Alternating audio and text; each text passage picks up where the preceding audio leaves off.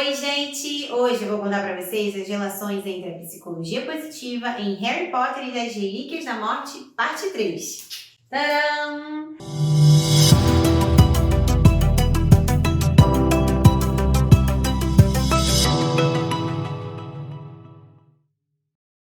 Eu sou a Mari Paza e auxilio você a transformar a sua vida.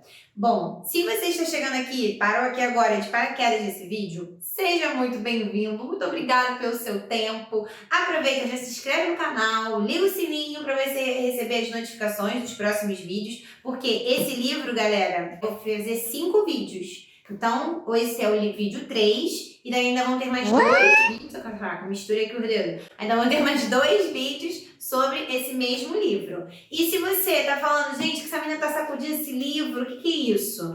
Então, esse livro do Harry Potter é o livro 7 da saga de 8 livros. Então a gente tá no livro 7, no penúltimo. E, cara, é pura emoção. Pura emoção, cada página a palpitação no peito, de tanta adrenalina. E, bom, gente, você já é antigo aqui, muito bem-vindo novamente. E fica aí comigo, já dá seu like já no meu vídeo e já me ajuda a te ajudar, belezinha? Bom, galerinha, olha, alerta de spoiler de sempre que eu dou, porque é spoiler mesmo, eu conto alguns pontos da história. Se você nunca ouviu falar sobre Harry Potter, aproveita, já fica aqui para você conhecer mais um pouquinho. Mas se você não quiser saber da história, eu te aconselho você a ler o livro e depois voltar aqui. Ou você pode ver os vídeos, né, que existem da Warner Bros, que eles fizeram os filmes sobre os livros. Então você pode recorrer aos filmes ou ao livro, ou ficar aí para entender melhor o que é, quais são essas relações que eu vou fazer. E se você quiser se aprofundar mais sobre o assunto, super te convido, porque vale muito a pena, cada página vale a pena. Então, só para contextualizar no geral, como eu expliquei, né, esse aqui é o penúltimo livro, tá rolando uma guerra no planeta aqui do livro, no mundo do Harry Potter, que o Voldemort, o bruxo lá das trevas, ele assumiu o poder de tudo e tá matando um monte de gente, perseguindo várias coisas. E aí o Harry, a Hermione e o Rony, os 3 amigos, estão aí nessa luta para conseguir o objetivo final deles, que é efetivamente acabar com o Voldemort. Então, assim, gente, por que o Voldemort tava aí nessa perseguição toda atrás, né, dos trouxas e dos bruxos que não eram sangue puros, né? Porque ele tinha essa coisa, assim, só servia quem era sangue puro e tinha que matar todos os outros e ninguém podia ter poder se não fosse um bruxo puro de sangue e tal. E realmente a escritora J.K. Rowling, ela faz realmente uma alusão com a Segunda Guerra Mundial, que aconteceu, né, lá nos anos de 1940, que se iniciou, 40 e pouquinho, a Segunda Guerra Mundial. E por quê? Porque tinha toda essa questão aí de arianos, do Hitler, dele querer essa coisa de buscar ser puros e tal. E aí a gente, no livro do Harry Potter, a gente tem o Voldemort, esse personagem, que ele também faz essa busca enlouquecida sobre as raças puras, os sangues puros, os bruxos puros, e quem não era puro era sangue ruim e tinha que morrer. E como é que os bruxos, né, é tão absurdo que eles fazem um inquérito lá com as pessoas que são bruxos, mas que são bruxos nascidos de famílias trouxas, né, de famílias não bruxas, e eles perguntam como eles roubaram os feitiços, né, dos bruxos, como é que eles tinham essa ousadia. Era um negócio assim bastante agressivo e bastante discriminatório. Então é importante só a gente sempre ter isso em mente, né, que é importante a gente incluir todas as pessoas, todo mundo tem o seu papel importante na sociedade como um todo.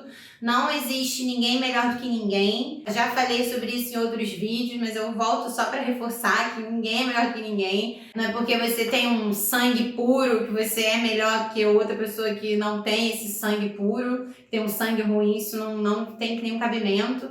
Não é porque a pessoa tem uma deficiência ou alguma coisa que seja diferente, uma opção de vida diferente, né, que a gente já vai lá e criminaliza e cancela, aí tem um negócio de cancelamento que é uma beleza. O que é importante, né, a gente pensar, o mundo hoje está cada vez mais polarizado.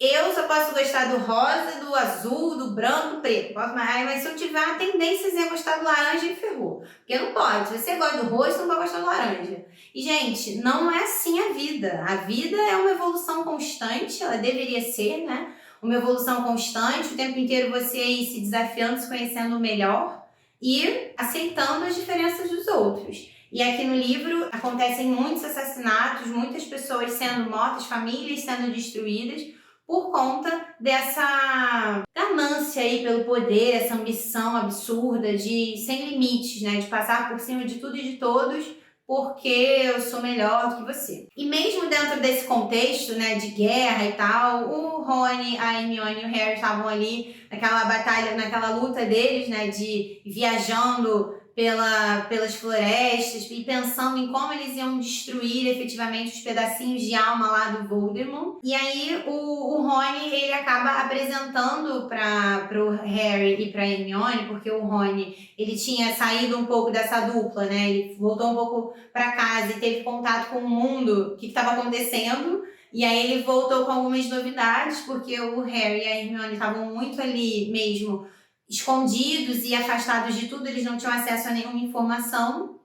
E aí o Rony traz uma rádio clandestina, né? E como é importante a gente ter essa visão, assim, como a gente se reinventa no meio do caos. Eles descobriram essa rádio clandestina, criaram, né? Os bruxos criaram essa rádio clandestina para passar atualizações para quem precisar de informação e não tinha acesso, porque estava foragido, estava escondido no meio da floresta, estava muitos bruxos que eram bruxos, mas não puros, os sangues ruins, estavam espalhados, né, escondidos. Então, eles criaram essa rádio para conseguir passar as informações, as atualizações. E como o Voldemort, ele possuía todo o poder da mídia, de jornal, todas as mídias formais não passavam informações verdadeiras. Então, ninguém sabia realmente o que estava acontecendo. Então, eles criaram essa rádio para levar a verdade, né, para a população. E aí é muito interessante essa cena, porque eles falam lá os portos, as pessoas que morreram, o que está acontecendo, até mesmo no mundo trouxa e no mundo bruxo, eles trazem todo um informativo sobre isso, né? Mas também um dos irmãos do Rony,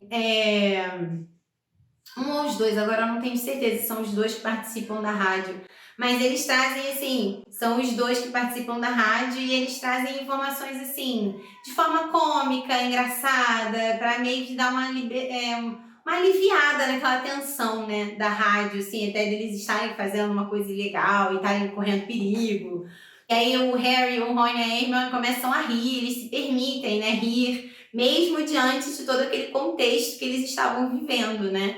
Então, como é importante mesmo a gente se permitir rir, a gente entender que é uma decisão, até o Paulo Gustavo, né, ele tem que ele faleceu recentemente, ele tem uma fala muito emblemática que ele diz, né, a questão de sorrir é resistência, o humor é você ser resistente. E por mais, gente, que às vezes a nossa vida pareça um caos, que você tá ali, não consegue respirar com os seus problemas, é importante rir e achar graça das coisas e ver a vida com um pouco mais de leveza. Que a gente consiga fazer isso, trabalhar isso, né, aos poucos, é importante pra gente, para que a gente consiga passar pelos processos.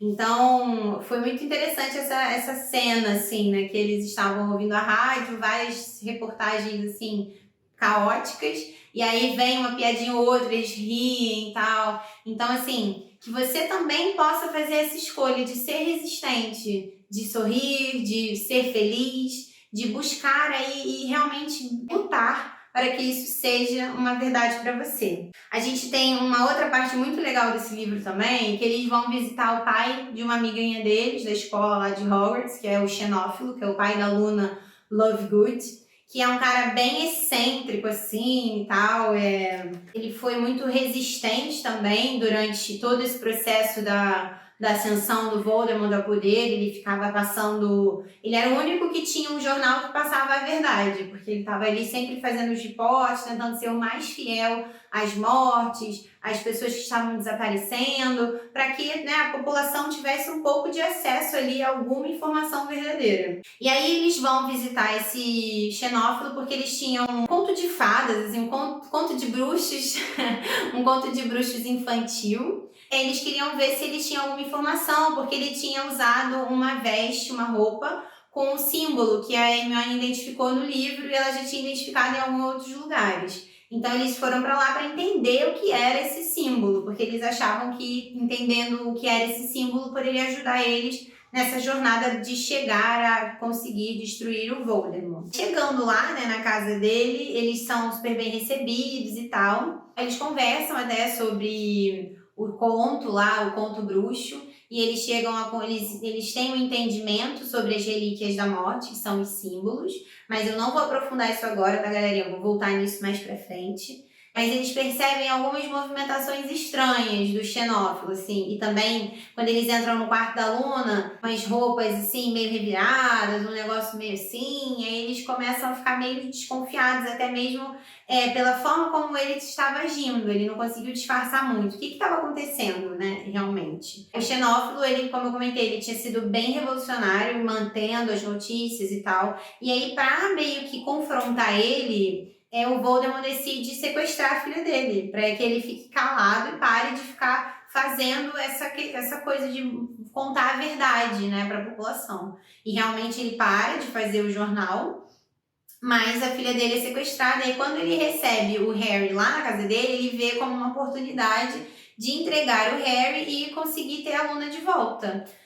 Mas ele meio que dá sinais, assim, ele não foi 100% cara de pau, né, tadinho? Ele realmente, assim, é uma situação muito complicada, a filha dele era a única coisa que ele tinha, a menina estava sequestrada, ele nem sabia onde ela estava, e ele realmente, assim, visualizou ali talvez uma possibilidade, né, de se beneficiar com aquilo, sem medir muito as consequências, no sentido de que se o Harry fosse preso e... até mesmo se o Harry fosse morto, o quão aquele mal, né, que ele estava vivendo poderia se perpetuar, porque o lance todo da galera ajudar o Harry, principalmente, é ter o pessoal, eles tinham esse entendimento de que ele era o cara que poderia efetivamente acabar com esse mal. Então ele foi meio assim negligente com isso.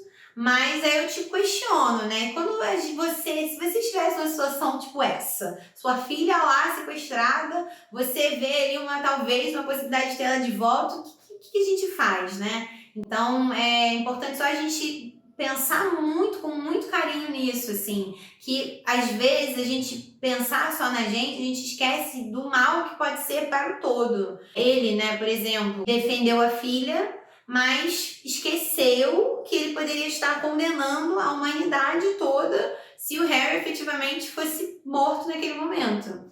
Então ele meio que dá umas dicas, assim, aí ele fica meio nervoso, ele conta o que aconteceu, que a menina tinha sido sequestrada e que os comensais da morte estavam vindo. Então eles decidem fugir, óbvio, né, os três, eles não vão ficar ali esperando os comensais da morte aparecerem. Mas o que a Hermione ela pensa sobre deixar pelo menos eles verem o Harry, porque para eles não condenarem ainda mais a família, né, para realmente a Luna não sofrer alguma coisa por conta daquilo.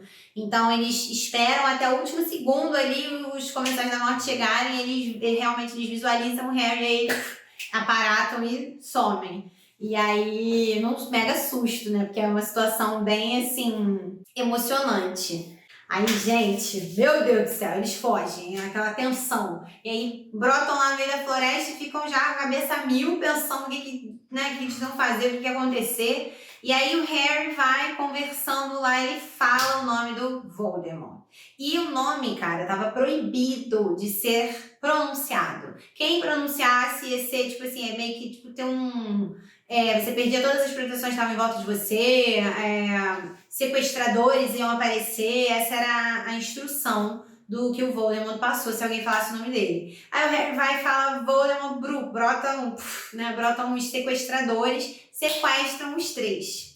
Aí, cara, quando eu tava vendo isso, sério, meu coração ficou assim, meu Deus do céu, como é que essa pessoa foi sequestrada, essas 3 pessoas, não podia. E o Rony, ele era, a família dele é super característica, né? Todo mundo conhecia, o cara era ruivo, alto, magro, era uma família ruiva de 8 irmãos ruivos, então assim, né? Todo mundo se conhecia. E aí, a Hermione acho que dá um soco no Harry, alguma coisa assim, pra tentar dar uma disfarçada na cara dele. Mas, enfim, eles falam outros nomes, né? Eles tentam ali sair daquilo, mas os sequestradores acabam decidindo levar eles para casa dos Malfoy para confirmar se eram ou não eles, porque o Draco estava passando férias de alguma coisa, era um feriado de Páscoa, alguma coisa assim, estava passando lá na casa deles. E aí chega lá com os 3. E aí o Draco, cara, é bem interessante essa situação, essa parte, porque o Draco, ele finge que não reconhece eles.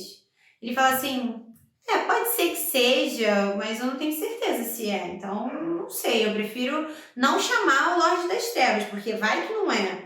Então, ele ali ainda dá um tempo para eles pensarem o que eles iam fazer. Fica muito claro, né, o quanto o Malfoy, eu acredito que a família toda dele devia estar passando, menos a Bellatrix, porque a Bellatrix ela adorava o que estava acontecendo, ela estava assim, em êxtase.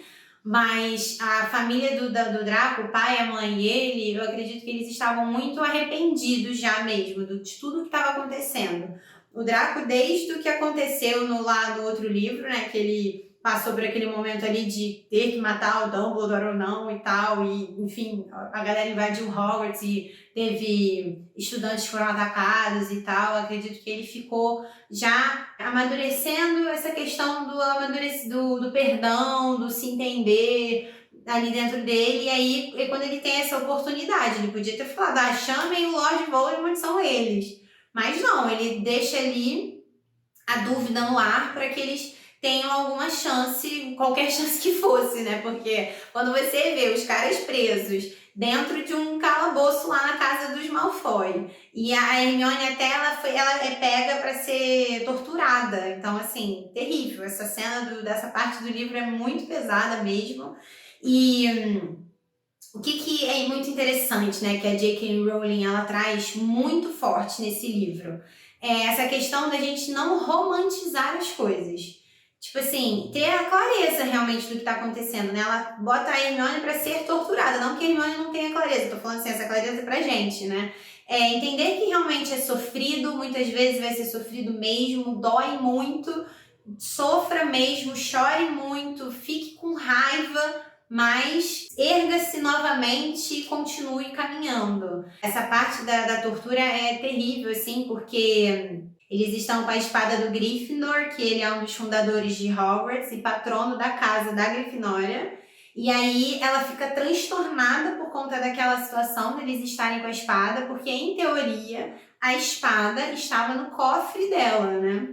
Lá no Gringotts, que é um banco bruxo e tal, mega protegido. Mas não era aquela espada, que eles estavam com a espada original, que chegou a eles lá de uma forma mágica.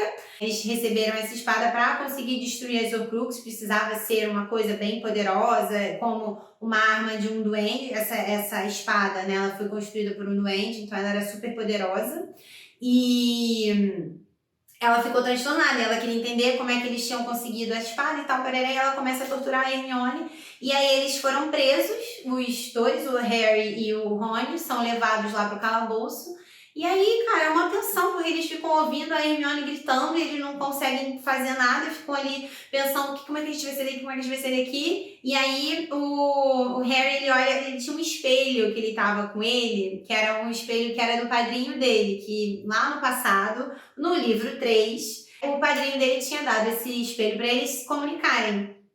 E ele guardou um pedacinho do espelho de lembrança. E aí, quando ele olhou para esse espelho, ele estava tão desesperado, ele viu um olho azul no espelho. E ele falou com o espelho, ele falou, preciso de ajuda. Porque eles estavam muito enrascados, ele não tinha nem varinha.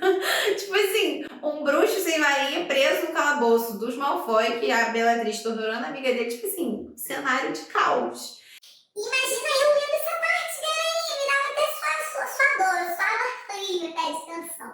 Até preparando para vocês também dá uma acelerada no coração. E aí eles recebem ajuda, né? O Dub, que é um elfo doméstico, o Dub, os elfos, eles conseguem aparatar e desaparatar de qualquer lugar. Eles têm essa capacidade e eles conseguem levar pessoas.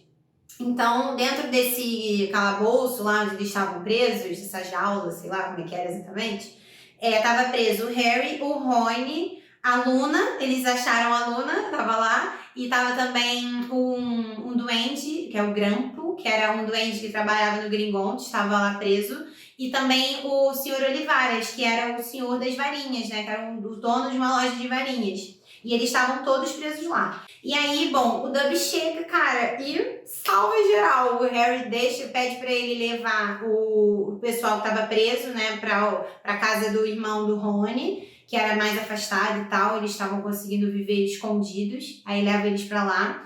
E aí o Dub volta pra tirar eles de lá, porque eles precisavam sair também, só que eles precisavam antes salvar a Hermione, né, óbvio, eles não deixaram a menina lá. E aí eles conseguem salvar a Hermione, eles duelam lá, o Harry rouba a varinha do Draco Malfoy.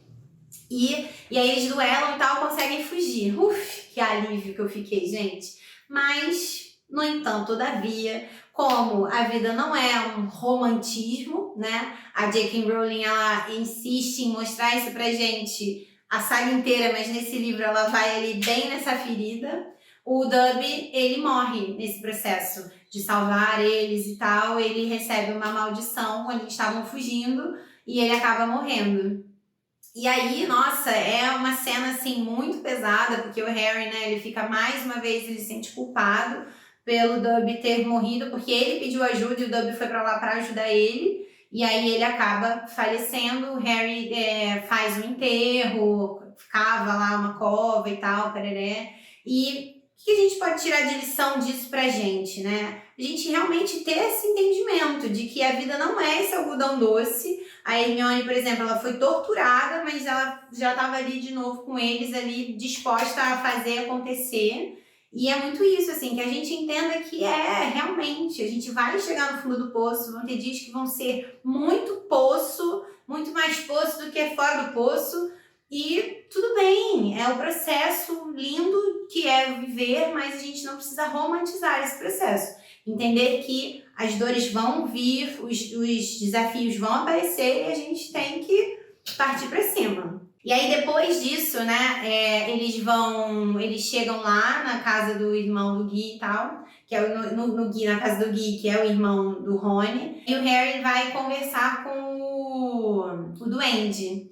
Daí, cara, fica muito interessante também, o Duende, ele fala pro Harry que o Harry é um bruxo diferente, porque ele viu que o Harry fez o enterro do Dub e fez questão de fazer todo o processo e tal. E porque pro Harry não existia diferenças entre as criaturas. Para ele era muito claro que todas as pessoas eram importantes, todas as criaturas eram importantes. Mas, por exemplo, a gente vê ali nesse diálogo, o Rony, ele por ser de família pura, ele vem de uma linhagem toda de bruxos, ele já meio que ele fala algumas coisas um pouco preconceituosas em relação ao duende.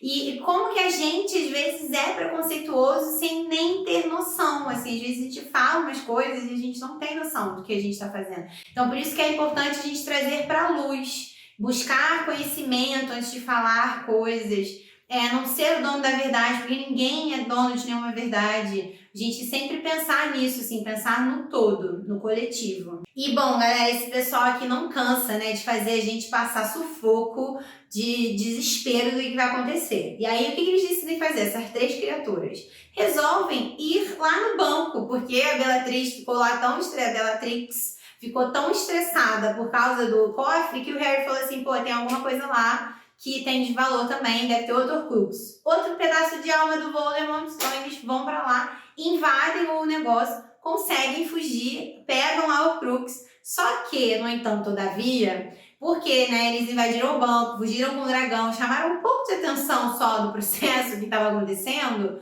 o Voldemort fica ligado no que está acontecendo. Essa conexão entre ele e o Harry estava rolando ainda. O Harry ele vem sentindo coisas do Voldemort da vida dele toda, e nesse livro isso é muito forte também. Só que o que eu entendo que mudou um pouco foi que o Harry, por estar mais maduro e entender melhor o que ele precisava fazer, ele conseguiu manipular melhor isso ao favor dele. E aí, nessa hora, ele percebe que o Voldemort percebeu o lance. Que eles estavam, atrás dos pedaços de alma dele. E isso pra ele era... ferrou, né? Porque pra ele ninguém sabia disso. Só ele. E aí...